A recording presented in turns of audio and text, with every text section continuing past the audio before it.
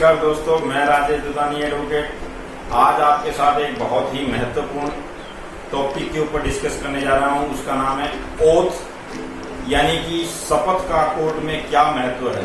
दोस्तों, ये जो शपथ है वो बहुत ही प्राचीन प्रथा के रूप में है। दोस्तों, ऐसा माना जाता है कि मुगल शासन के दौरान में इस प्रथा का शुरुआत जिसको कहते हैं हुई थी, और इस प्रथा के तहत मुगल शासन में लोगों को विश्वास नहीं होता था और विश्वास नहीं होने की वजह से उन्होंने इस प्रथा को शुरू किया था।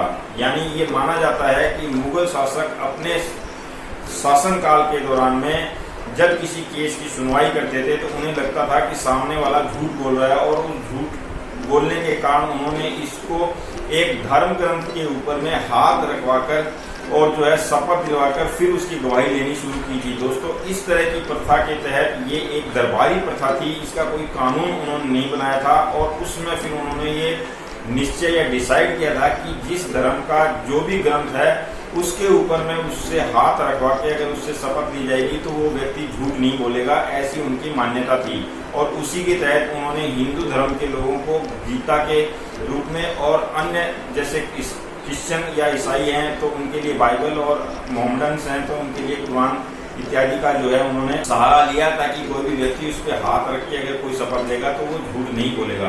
तो दोस्तों, ये एक तरह से एक दरबारी प्रथा के रूप में थी, इसमें कोई कानून नहीं बनाया गया था। दोस्तों, अब मैं एक चीज बताना चाहूंगा कि हिंदू धर्म में गीता को ही क्यों चुना गया।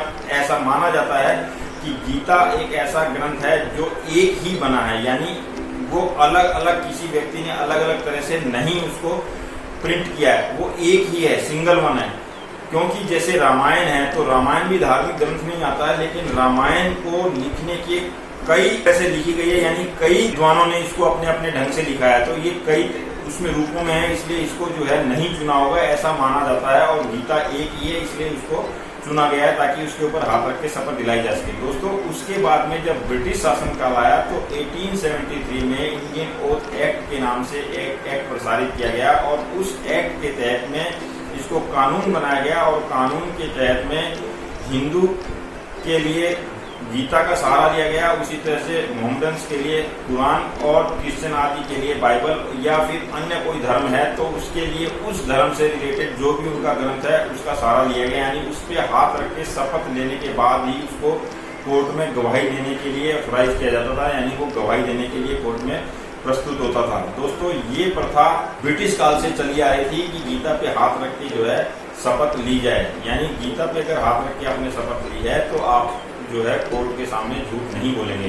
दोस्तों, ये प्रथा चलती रही। उसके बाद में आजाद भारत में 1969 में इस एक्ट में अमेंडमेंट हुआ। 1969 बहुत छोटा सा एक्ट है दोस्तों, और 1969 में जो अमेंडमेंट हुआ उसमें ये जो गीता पे या किसी भी धर्म ग्रंथ पे हाथ रख के जो शपथ दिलाने की जो पद्धति थी उसको खत्म कर दिया गया, और आज की तारीख में किसी भी तरह से किसी भी धर्म ग्रंथ के ऊपर में हाथ रख के शपथ नहीं दिलवाई जाती कोर्टों में।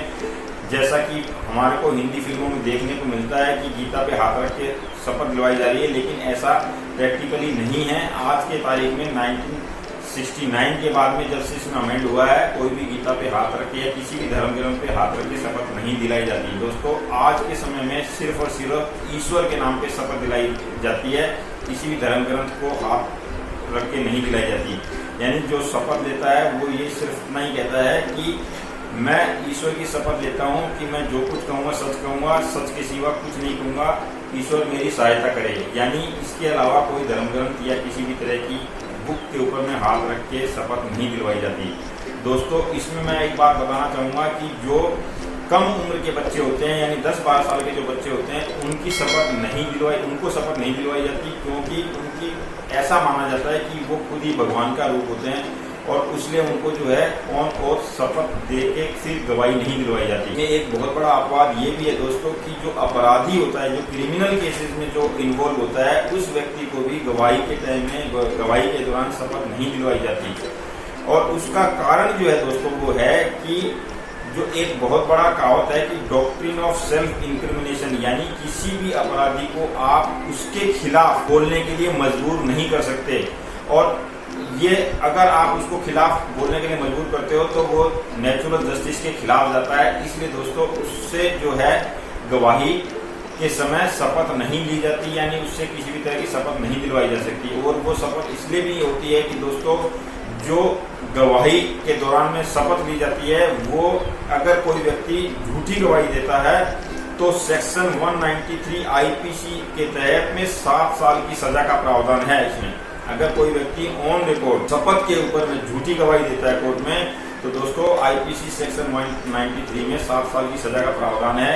इसलिए जो है शपथ के दौरान में किसी भी व्यक्ति को झूठ बोलने से रोकने के लिए ही ये शपथ दिलाई जाती है। और शपथ का कानून इतना सख्त किया गया है कि ताकि कोई भी व्यक्ति कोर्ट के सामने झूठ बोलने की साहस ना कर सके।